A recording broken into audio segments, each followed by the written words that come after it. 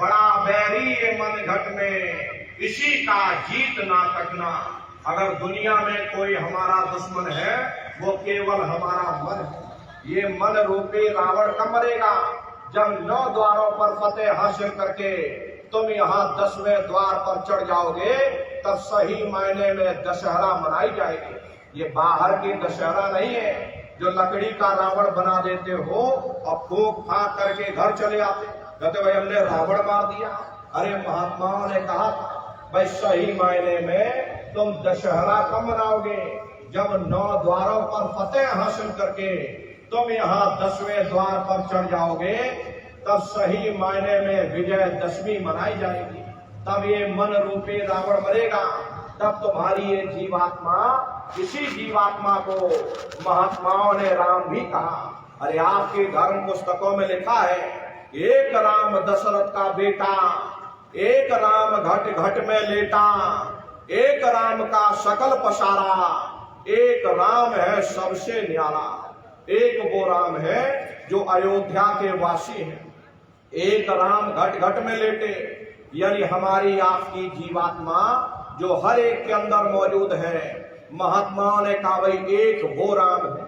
और एक राम का सकल पसारा, यानी पहले स्थान के मालिक वो निरंजन भगवान, जिनको दुनिया त्रिलोकीनाथ कहती है, जिनका ये पूरा पसारा पूरा संसार है। महात्माओं ने कहा भाई एक वो राम है और एक राम है सबसे न्यारा। 5वें स्थान के मालिक वो सतपुरुष भगवान जो हमारे आपके सच्चे पिता है। महात्माओं ने कहा भाई एक वो राम है। तो महात्मा तो उस राम की महिमा गाते हैं।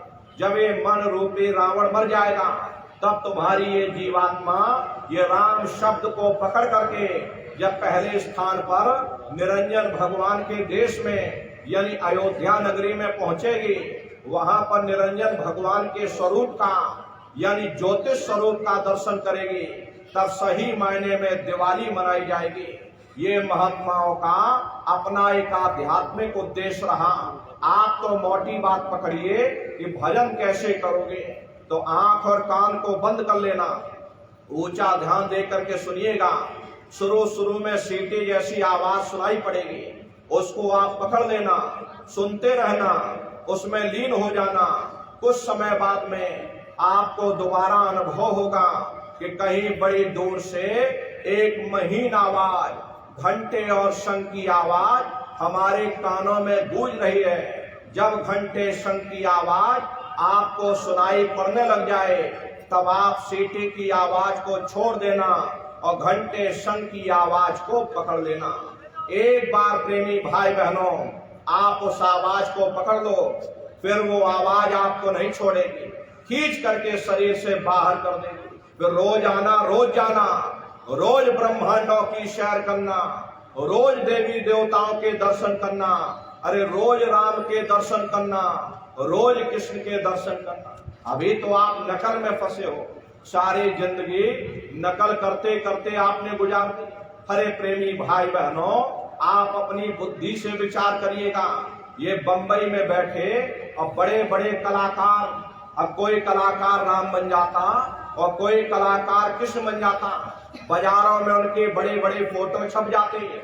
आप उनकी फोटो खरीद करके और घर के कोने में टांग देते हो और सुबह शाम नहा धोकर पूजा आरती करते। अरे आप तो घर में उनकी पूजा कर रहे, वो बंबई में बैठकर मुर्गा मुर्गी खा रहे।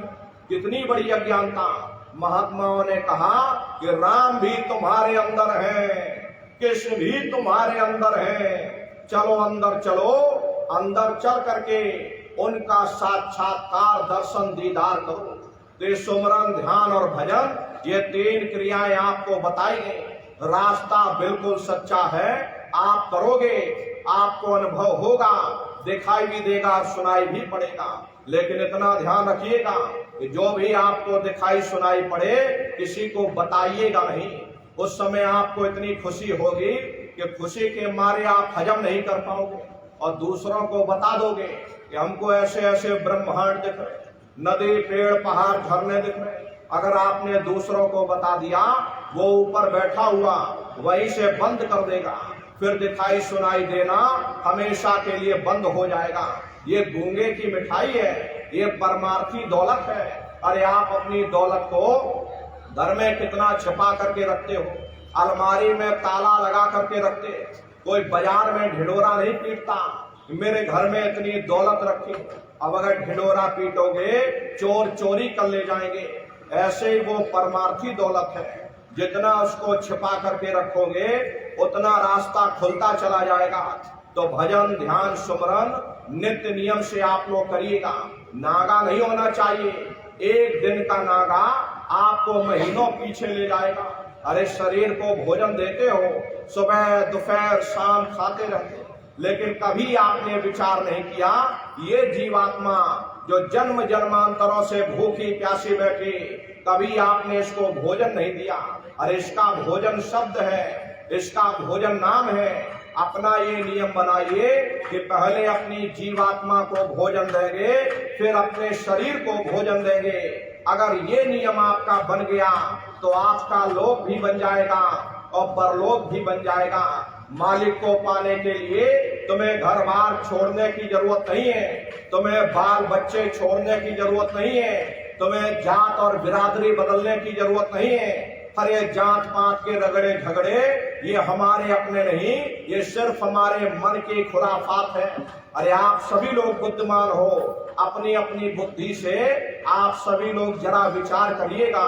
जब गुरु नानक साहब नहीं आए थे तब कोई सिख नहीं था, जब मोहम्मद साहब नहीं आए थे तब कोई मुसलमान नहीं था, जब ईसा मसीह साहब नहीं आए थे तब कोई ईसाई नहीं था। और पीछे लौटते चले जाओ तो केवल मनुष्य ही मनुष्य रह जाते। ये रगड़े झगड़े किसने पैदा किए? हमने आपने पैदा किए। अरे किसके लिए? केवल अपने स्वार्थ के लिए। हरे नर नारियों, दुनिया में कोई भी महात्मा यहाँ न कोई कौम बनाने आता, न कोई महात्मा यहाँ पर मजहब चलाने आते, न कोई महात्मा यहाँ पर पंथ चलाने आते, और ना ही आप हमारे हाथों में ये डंडे और तलवारें देने के लिए आते। अरे आप तो सच्चा मार्ग, सनातन मार्ग समझाने के लिए इस धरा भूमि पर शरीर रूप में अवतरित होते। इसीलिए महात्मा समझाते हैं, भाई जाति पाति पूछे नहीं कोई, हरि का भजे सो हरि का होई। लोग यहाँ जात पात बनाते बनाते मर गए, लेकिन नर नारियों, जब तुम्हारी ये जीवात्मा इस मनुष्य रूपी चोले को छोड़ करके ऊपर धर्मराज की कचहरी में पहुंचेगी, वहां न तुमसे ये पूछा जाएगा कि तुम किस जाति के हो, तुम किस कौम के हो, तुम किस मजहब के हो, तुम हिंदू हो या मुसलमान हो, हिंदुस्तान से आए हो या तुम पाकिस्तान से आए हो। अरे वहां तुम्हारे कर्म देखे जाएंगे, भक्ति भाव देखा जाएगा, मालिक से मिलने का प्रेम और प्यार देखा जाएगा। इसीलिए महात्मा कहते हैं, भाई मालिक को पाने के लिए तुम्हें जात बिरादरी बदलने की जरूरत नहीं है, तुम्हें समाज छोड़ने की जरूरत नहीं है, तुम्हें जंगलों पहाड़ों में भटकने की जरूरत नहीं है, तुम्हें साधु सन्यासी और बाबा बनने की जरूरत नहीं। अरे भाई तुम अपने अपने घर परिवार में रहो, अपने अपने बाल बच्चों के साथ रहो, मेहनत और ईमानदारी से काम करो और 24 घंटे में घंटा 2 घंटा अपनी जीवात्मा के कल्याण के लिए सुरत शब्द नाम की कमाई यानी कि सुमरन ध्यान और भजन करिएगा। हरे प्रेमी भाई बहनों, यही दौलत तुम्हारे काम आएगी, बाकी सब यही पड़ा रह जाएगा। सुई की एक नौक भी तुम्हारे साथ में जाने वाली नहीं है। बड़े बड़े राजे महाराजे आए, सारी जिंदगी उन्होंने किला बनाते बनाते गुजार दिया। आज उनके किलों को जाकर देखो, आज खंडहर बने पड़े हुए। विश्व विजेता सिकंदर सारी दुनिया पर राज करने का ख्वाब देखता था, वो भी मुट्ठी खोल करके चला गया। कोई क्या साथ लेकर जाएगा? जो चीज तुम्हारे साथ में जाने वाली वो केवल मालिक की भक्ति है। इसलिए प्रेमी भाई बहनों, वो दौलत कमा लो जो अंत समय में तुम्हारे काम आवे। भजन ध्यान सुमरन नित्य नियम से आप लोग करिएगा। आगे के लिए भी विचार करो। प्रेमी भाई बहनों, हम लोग हमेशा आगे की सोच करके चलते। प्रेमी भाई बहनों, घर मकान बढ़िया बनाने में अपना पूरा जीवन लगा देते। अरे कहीं नात रिश्तेदारी में भी जाते हो तो पूरा बंदोबस्त करके जाते। यहाँ सत्संग सुनने आए हो, पूरे बंदोबस्त के साथ में आए हो। भाई कहाँ पर सत्संग सुनने जाना है, कैसे जाना है, साइकिल से जाना है या मोटरसाइकिल से जाना, रास्ते के लिए क्या क्या सामान ले जाना, पूरा बंदोबस्त करके चलते हो। फिर आप ये कैसे भूल गए कि शरीर को छोड़ करके हमें कहीं और भी जाना है, किस राह जाना है, कैसे जाना है, कहाँ जाना है, रास्ते के लिए क्या क्या सामान ले जाना, हम लोग कभी उस पर विचार ही नहीं करते। मोह माया की गफलत में मनुष्य की अकल मारी गई, मनुष्य विचार ही नहीं कर पाता। इसलिए प्रेमी भाई बहनों, अहो भाग्य है आपका, ये मौका आपको मिला हुआ, ये मानव मंदिर मिला हुआ। इस मानव मंदिर में बैठ करके वो रूहानी खजाना कमा लो, जिससे तुम्हारा लोक और परलोक बन जाए। वरना ये समय तुम्हारा निकलता चला जा रहा। एक एक श्वास बहुमूल्य है। जो श्वास एक बार निकल जाएगी वो दोबारा आने वाली नहीं है।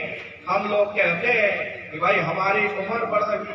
अरे आपकी उम्र बढ़ नहीं रही, आपकी उम्र दिन प्रतिदिन घटती चली जा रही। ये चंद श्वासों की पूंजी दिन प्रतिदिन कम होती चली जा रही। एक समय ऐसा आएगा ये बुलबुला तुम्हारा फूट जाएगा। अरे प्रेमी भाई बहनों, फिर न जाने तुमको मनुष्य शरीर मिले न मिले। इसलिए अहो भाग्य है आपका, तुमको ये मौका मिला है, मनुष्य शरीर मिल गया। इस मनुष्य रूपी मंदिर में बैठ करके अपनी जीवात्मा के कल्याण के लिए वो रूहानी खजाना कमा लो, वो आत्मधन कमा लो, जो अंत समय में तुम्हारे काम आवे।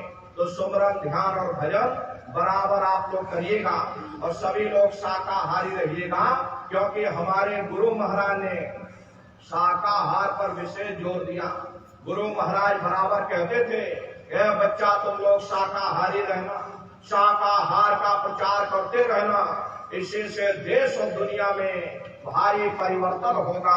अरे नारियों, परिवर्तन कोई कानून बनाने से नहीं होता, परिवर्तन कोई आंदोलन करने से नहीं होता, परिवर्तन कोई तोड़फोड़ करने से नहीं होता। परिवर्तन तब होता है जब लोगों के विचार बदलते हैं, लोगों की भावनाएं बदलती।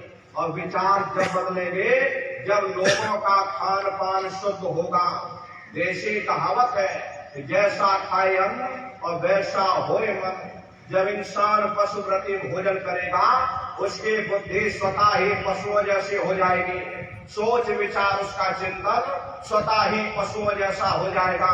फिर जिस शराब के नशे में माँ बहन बेटे की पहचान खत्म हो जाए, उस शराब को पी करके यह कैसे पता चलेगा कि क्या अच्छा और क्या बुरा है। यही कारण है कि आज हर समाज में ये दुनिया भर के अत्याचार और दुनिया भर के व्यभिचार फैले हुए, ये तरह तरह की बीमारियां जो आज फैली हुई हैं, इसका मुख्य कारण है लोगों का खान पान दूषित हो गया। अब इंसान के खून में जानवरों का खून मिल जाएगा, जानवरों के कीटाणु मिल जाएंगे, तो न जानवरों की दवा काम में आएगी और न इंसानों की दवा काम में आएगी। इसलिए प्रेमी भाई बहनों, आपसे हमारी प्रार्थना है कि आप सभी लोग शाकाहारी रहिएगा। अरे हम आप मंदिर बनवाते हैं, उन मंदिरों में नहा धो करके जाते हैं। जब भाई परमात्मा के रहने की जगह है, हमको नहा धो करके जाना चाहिए, फूल अगरबत्ती ले जाना चाहिए। कोई उन मंदिरों में कूड़ा कचरा नहीं डालता। अगर कूड़ा कचरा डालोगे तो आपस में लाठियां चल जाएंगी। फिर ये जो हरि मंदिर है, ये पंच भौतिक शरीर जिसे महात्माओं ने हरि मंदिर कहा, और इसमें तुम हाड़ मांस के लोथड़े डालते हो, इसमें तुम शराब के कतरे डालते हो, अपने बनाए हुए ईट गारे के मंदिर के तुम कब्ज करोगे और परमात्मा के बनाए हुए इस हरि मंदिर को तुमने जी के जी कब्रिस्तान बना दिया। तो